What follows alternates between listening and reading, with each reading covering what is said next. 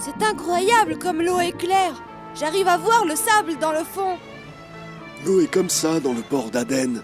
Pourquoi? Ces deux montagnes que tu vois à droite et à gauche, elles protègent le port naturellement des dégâts du vent et des vagues. Louange à Dieu. La première montagne s'appelle Shamsan, et la deuxième, c'est la montagne de Mouzalkam. Est-ce que je peux nager ici? Bien sûr que non. Nous voulons arriver vite pour finir notre travail, et après ça, je te montrerai tous les monuments de la ville.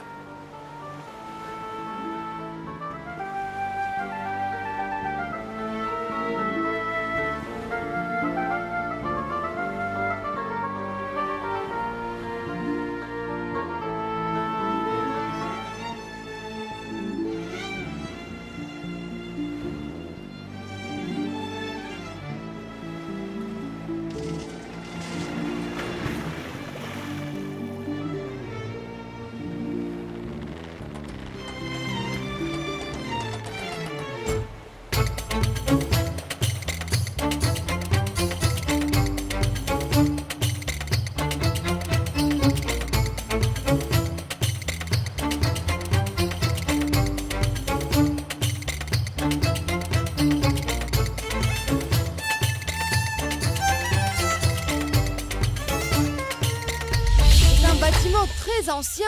C'est la mosquée d'Aban, qui a été construite par le troisième des califes, Othman bin Affan, qu'Allah soit satisfait de lui. Alors le Yémen est ancien à ce point? Le Yémen a une longue histoire. Il existait avant l'islam et le christianisme, et plusieurs histoires ont eu lieu ici, dont l'histoire de la reine Balkis et celle du barrage de Mareb.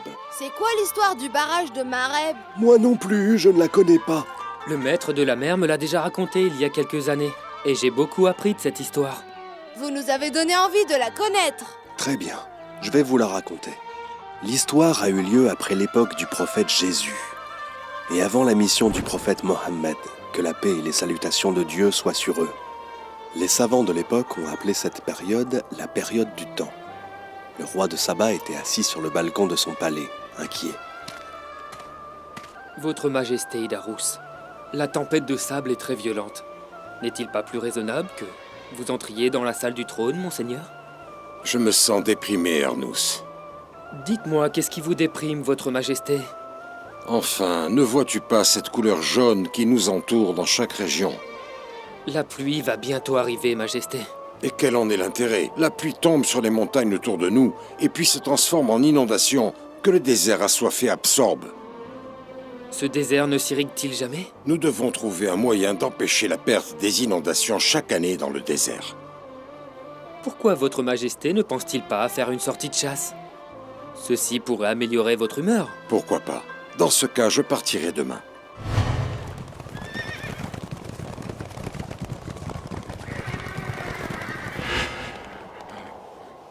Je suggère qu'on revienne au palais, votre Majesté.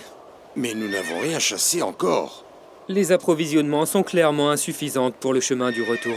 Mais dis-moi pourquoi tu ne t'es pas organisé pour apporter plus de nourriture et de boissons. C'est ce que j'ai fait, votre Majesté. Mais comme vous le savez, nous sommes en voyage depuis 10 jours maintenant. Est-ce que le désert veut me défier? Il faut que je trouve un moyen pour en venir à bout et éliminer cette horrible couleur jaune. Comme vous voudrez, Majesté. Je veux voir le chef des architectes immédiatement après mon retour.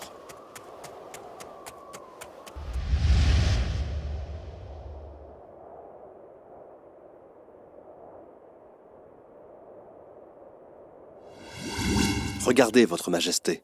Mais je ne comprends absolument rien à vos contes ni à vos dessins complexes, chef des architectes. L'idée est on ne peut plus simple. Nous allons construire un barrage qui préservera l'eau de pluie dans les vallées afin de l'utiliser tout au long de l'année. Très bien. L'important, c'est de construire le barrage rapidement. Excusez-moi, votre Majesté, mais c'est impossible. Comment ça, impossible? Vous désobéissez à Non, mes je vous ordres. parle de la réalité scientifique. Cette construction prendra des dizaines d'années, Majesté.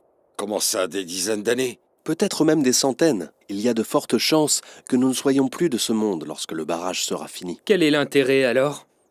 L'intérêt sera pour nos petits-enfants et pour les enfants de nos petits-enfants.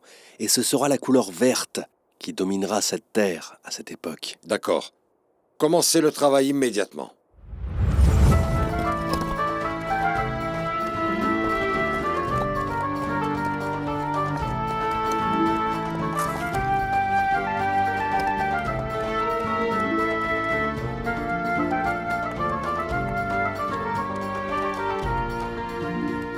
Des centaines d'années se sont écoulées. Le monde a changé. Le bon roi qui eut l'idée de construire le barrage de Marem mourut, et d'autres sont venus pour profiter de la richesse du barrage.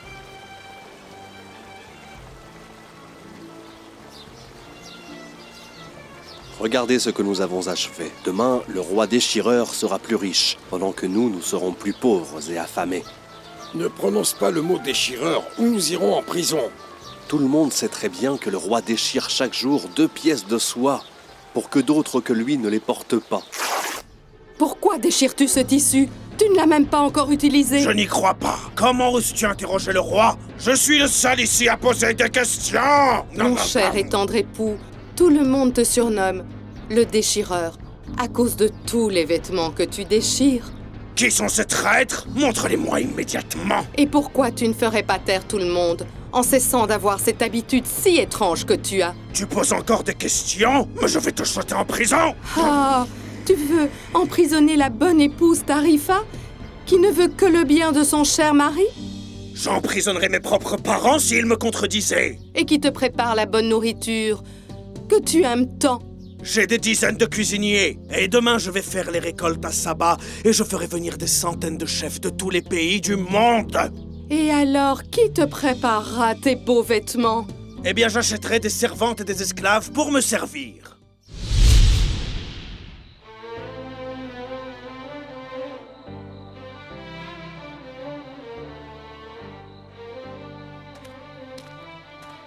Jamila, tu n'as pas encore mis tes vêtements?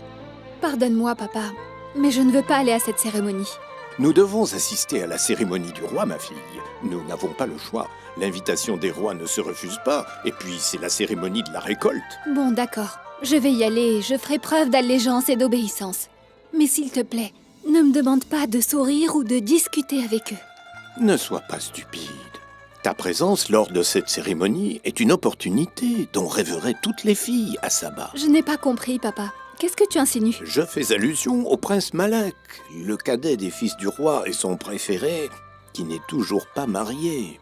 Je ne comprends toujours pas. Qu'est-ce que j'ai à voir avec le prince Malek? Comment te l'expliquer? Essaye d'attirer son attention. Peut-être qu'avec un peu de chance, il te demandera en mariage. C'est hors de question, papa. Ces gens sont des tyrans. Tu accepterais que je me marie avec le fils du déchireur? Parle moins fort ou ne parle pas du tout. Tu veux détruire l'avenir de ton père, le ministre Baloul?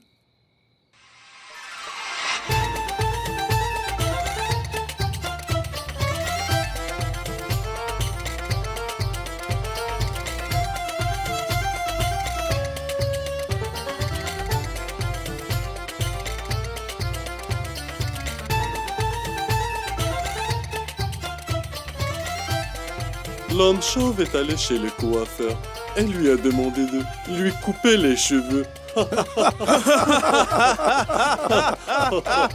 Très drôle, vraiment très drôle. Un chauve qui voudrait se couper les cheveux.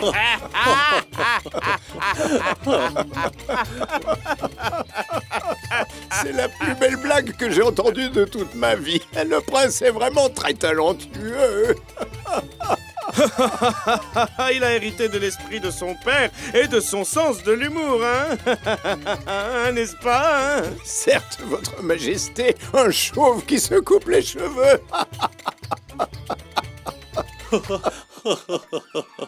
Mais pourquoi ne riez-vous pas, chef des architectes? Les savants, mon cher prince, sont toujours occupés par leurs idées et leurs théories. Ou peut-être que la blague ne lui plaît pas. C'est juste que je suis habitué à me coucher de bonne heure. Puis-je m'en aller, votre majesté? Oui, vous pouvez y aller, chef des architectes. Je trouve inapproprié de sa part de quitter le conseil du roi avant sa majesté. Il a demandé la permission car il a besoin de dormir. Alors, prince Malek, parlez-nous de votre dernier voyage. J'étais à cheval entre les montagnes. Et voilà que 4 bandits m'ont entouré soudainement. Alors j'ai sorti rapidement mon épée et j'ai tué les 4 bandits un par un. Tous les 4. Tous les 4. Quelle blague excellente. Pourquoi tu rigoles? Tu te moques du courage du prince Malek? Bien sûr que non, Majesté. En fait, Parle ou je te décapite sur le champ! De grâce, Votre Majesté, je riais de la blague précédente, celle du chauve qui demande qu'on lui coupe les cheveux. Oui, c'était une blague formidable. Le chef des architectes a été sauvé par son envie de dormir.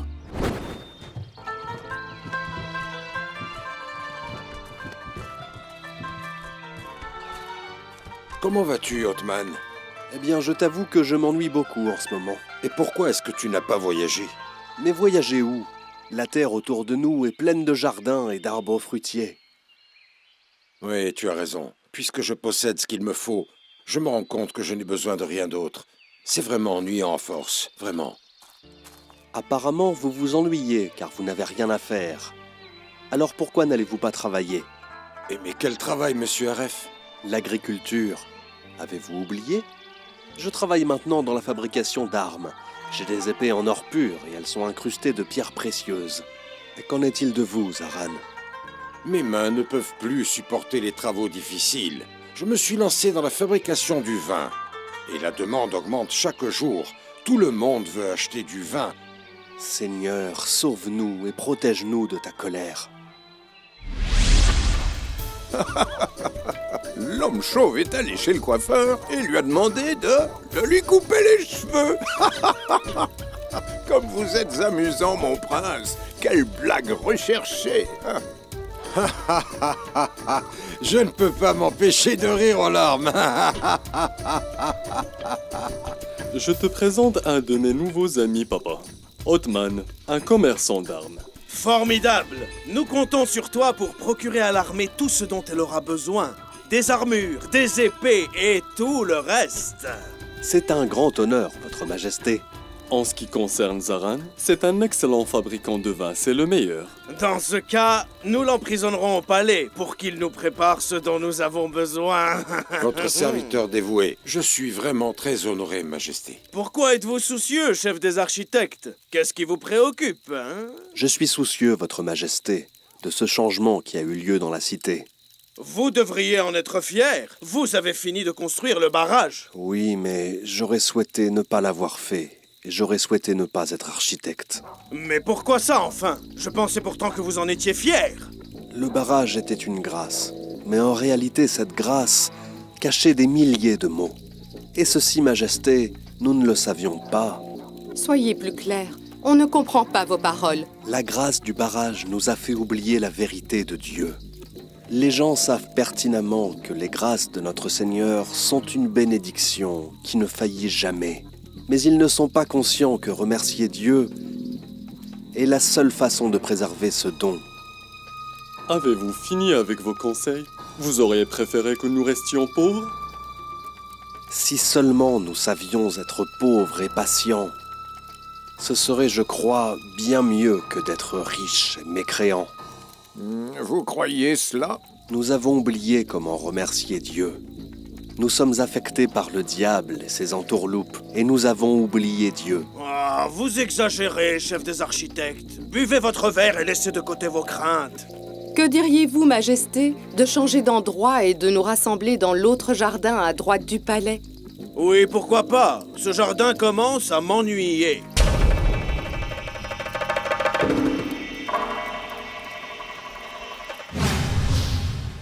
Au nom d'Allah, le tout miséricordieux, le très miséricordieux.